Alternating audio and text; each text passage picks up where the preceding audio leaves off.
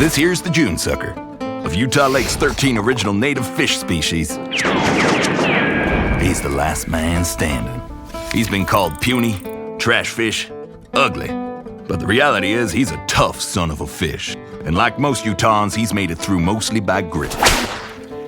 Things started getting tough when settlers in the 1800s got a taste for the June sucker. He was frittered, fried, and filleted from Nephi to Bluffdale. Not to mention the settlers brought some fish of their own. Outsiders. Fancy tassel-wearing non-native outsiders like bass and carp. These resilient invaders are basically the cockroaches of the water world. You know the drill. This lake ain't big enough for the two of us, and blah, blah, blah. But Utah's own June sucker managed to hold on. Even when droughts in the 1930s made it possible for ranchers to walk from American Fork to Saratoga Springs through the lake. But little by little, over the years, the June sucker was forced off of their land and onto the official endangered species list, which is a problem for Utah, because the June sucker is what's called an indicator species, basically a measure of how healthy the lakes and rivers are. More June suckers in the lake means cleaner water, healthier plants, and more plentiful native species. So him being endangered meant Utah Lake was in trouble.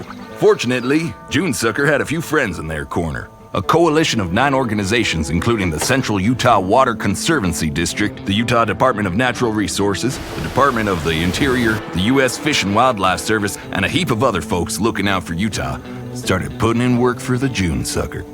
Constructing June sucker hatcheries and creating the Provo River Delta, breeding and releasing more June suckers into the lake, sitting down and figuring out the best way to feed and raise the tough son of a fish.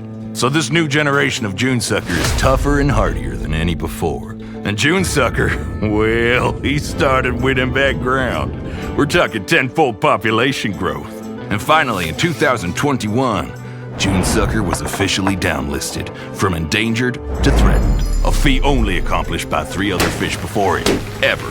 But are you really surprised that a Utahn scraped his way back out of the dirt? We aren't. All of this hard work means Utah Lake and Provo River are cleaner than they've been in decades. Native fish and wildlife species are returning and thriving, and the lake is becoming beautiful again. So I guess you could say the June sucker's the opposite of a trash fish, because the cleaner and healthier the lake is, the more he thrives.